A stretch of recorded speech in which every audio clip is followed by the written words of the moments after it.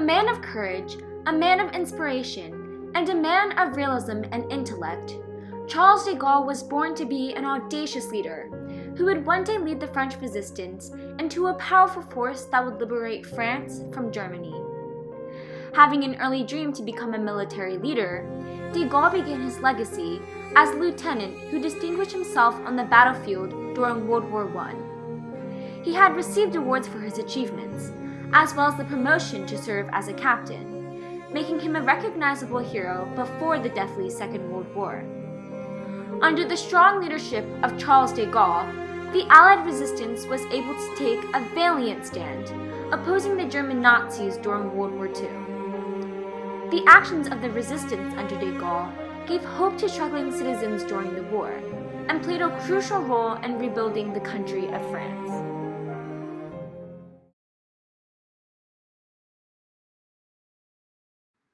On June 14, 1940, planes bombarded France, bringing devastation to the country that was sadly unprepared for war.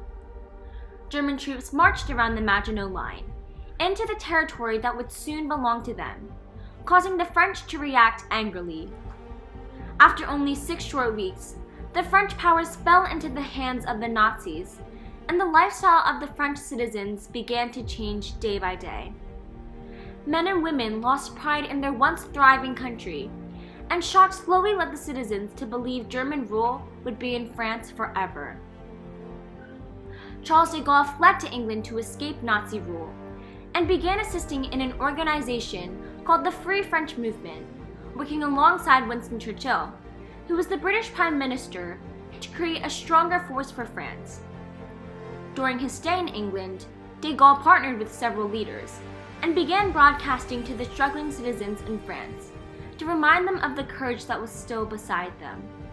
I, General de Gaulle, now in London, call on all French officers and men who are at present on British soil, or maybe in the future, with or without their arms. I call on all engineers and skilled workmen from the armaments factories who are at present on British soil, or maybe in the future, to get in touch with me. Whatever happens, the flame of the French resistance must not and shall not die.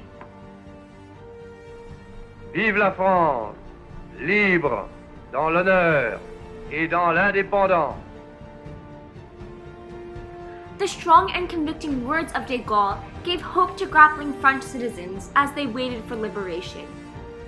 He was passionate about his dreams of forming a resistance as devoted and powerful as him. De Gaulle's statement was a deliberate revolt against the Germans, and the urgency present within his speech sparked a desire to fight for France.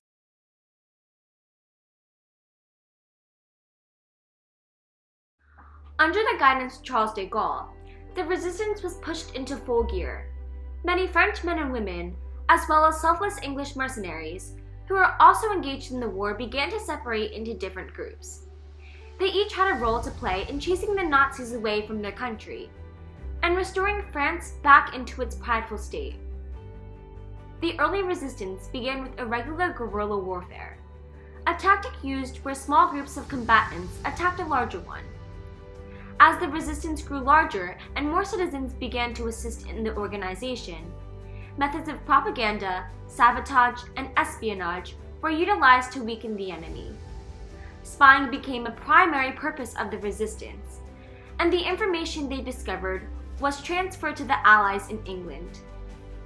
As radio communication advanced, and England provided financial aid to the needy troops working for France, the nation was able to make more attempts to steal and overtake German aircraft and disrupt numerous military forces.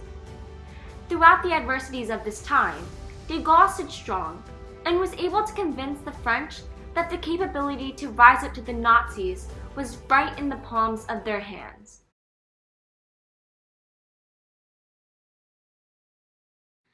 The citizens began to grow braver against German occupation, and Charles de Gaulle's resistance began to grow stronger in the following years.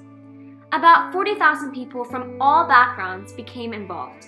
A symbol was chosen to represent the cause, and they began to use more drastic methods of combat as the population acquired more confidence. Derailing trains and blowing up bridges were techniques used in order to terminate goods being shipped to German Nazis. And bombs were commonly used when destroying German occupations containing weapons and aircraft, weakening the enemy. As the radio communication began to improve, and spying skills improved as well, the French resistance took more matters into their own hands, and historians today recognize the French resistance as a vital aid to the victories to come. Supplying the British with crucial information and intelligence reports, as well as taking actions to disrupt the German communication lines and military forces, which helped the Allies in one of the most important battles for World War II, D-Day. The French resistance, under de Gaulle, was significant in facilitating the Allies' advance through numerous invasions, including the invasion of Normandy and the invasion of Provence.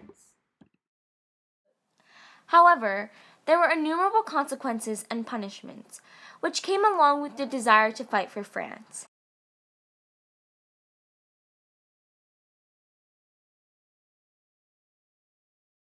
Thousands of brutal injuries and deaths were routine for the citizens involved, and any minute could result in certain death.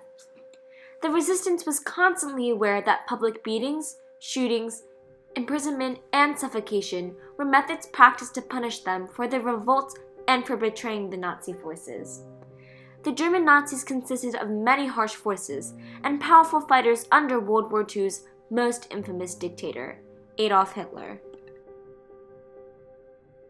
The Nazis dominated over Europe during the war and caused great fear throughout the continent. The consequence of their monstrous ideas and torture led countless residents to shy from taking actions for themselves and for the rights of others. Nonetheless, French men and women, along with others from diverse backgrounds, were willing to contradict the Nazi machine, were willing to fight for their beliefs and country, even with their lives, under the inspiration of Charles de Gaulle.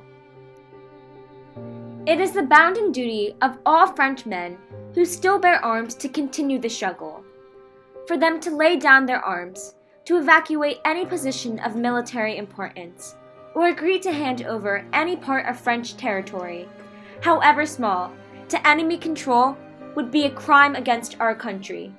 Soldiers, wherever you may be, arise! Beginning as a small group of underground soldiers and civilians, wanting to liberate France from Germany, the resistance was in great need of an authoritative leader who would guide the citizens and fight for sovereignty. Charles de Gaulle became that leader, and his instruction led to untold actions of courage, spirit, and sacrifice to free the countries of German occupation, and once and for all, liberate France from Germany. On May 8, 1945, the Axis powers unconditionally surrendered, and the end to the bloodiest war in history had finally come. The Allies were able to conquer through the Axis powers, and millions of people were beginning to recover from the destruction caused from World War II. Finally, France gained liberation from Germany, and the country was restored and rebuilt in a stronger and more prideful state than ever before. Charles de Gaulle had led the French through the obstacles during the many years of war, and later on took his role as President of France, guiding the citizens of France one last time. On November 9, 1970, the great leader sadly passed away, and thousands of people were left to mourn for the loss of their leader. General de Gaulle is dead. France is a widow. Charles de Gaulle had indeed left the French, but the flame he had brought to the rising country will never be forgotten. Through his various actions of guidance for the French, fighting against the oppression of the Nazis, and sacrificing greatly, Charles de Gaulle's fight in history is one that will be remembered forever, one that would inspire the French for years to come, and one whose stand in history will never be forgotten.